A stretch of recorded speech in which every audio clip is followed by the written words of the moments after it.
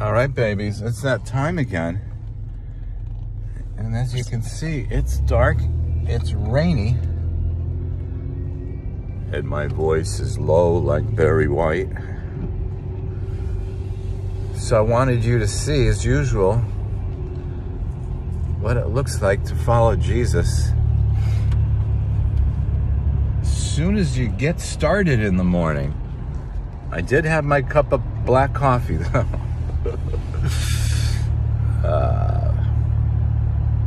Which I buy at Walmart, and I usually average about 50 cents a cup. You know, when you buy your own ground coffee, instead of me being lazy and spending $2 to $3 on a cup of coffee on the way to work.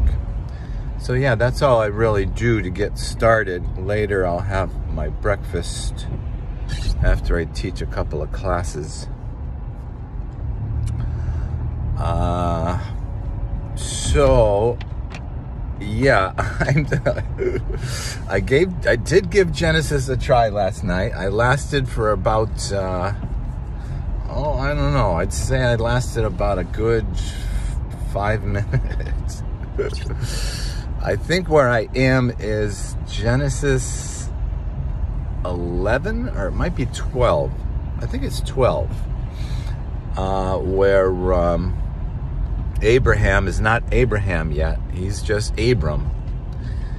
And it just starts off with God saying, get out of your country and get moving. I'm gonna give you a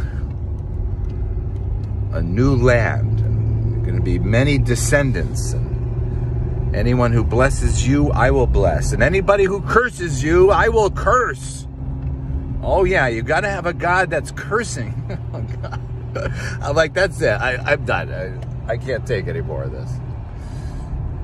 So, you know, again, it's obviously not intended to be literal.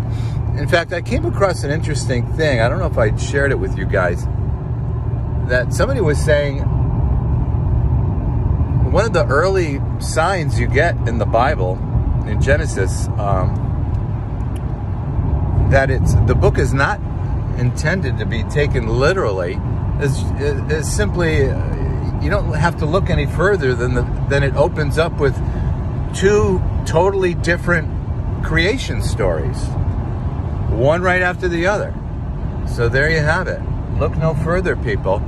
We're talking allegory. So, speaking of allegorical writings, as I'm driving through the rain, in the dark, passing slow people entering the highway, and there's a message there too. Don't miss the messages that are right around you all the time.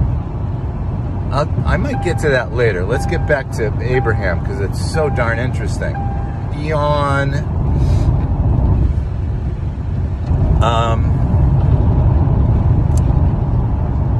I missed my train of thought, but one of the things I was thinking as I was getting dressed this morning, I didn't consider until this morning, I think. After 45 years, this never dawned on me. Or maybe I wasn't in a receptive mode enough to receive the teaching. I don't know. Well, that can't be true, because in 45 years, I think, you know, yes, I've had my problems, but I don't think I've been a complete dolt who's impervious to God's teaching. But anyway, what dawned on me was this whole thing of, you know, God speaking to Abram, and then I haven't got that far yet, so I'm not sure what it is he exactly does.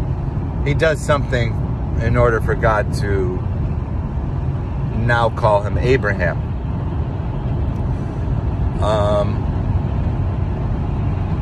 And I don't think it's the Isaac thing. I think it's before that. But anyhow, I just thought it was interesting that it's kind of a precursor to being born again in Jesus, right? You're one person one day, and then you receive Jesus into your life, you accept his lordship, and now you have a new name. You're a new creature. You're not the same person anymore. And baby, you're not. You could try to be, but you're not. And don't try to be. That's the most miserable of all.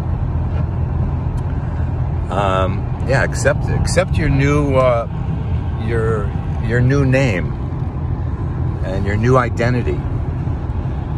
And there's also something else we can say about this story, and that is just, you know, the sacrifice of leaving what you know and what is your comfort level and launching out into the unknown, you know, and you know, that's why we have this story of the value of faith in God. Is that's what he'll do. In order to activate your faith and in order for your faith to grow, you have to have that courage to embrace the mystery and move forward.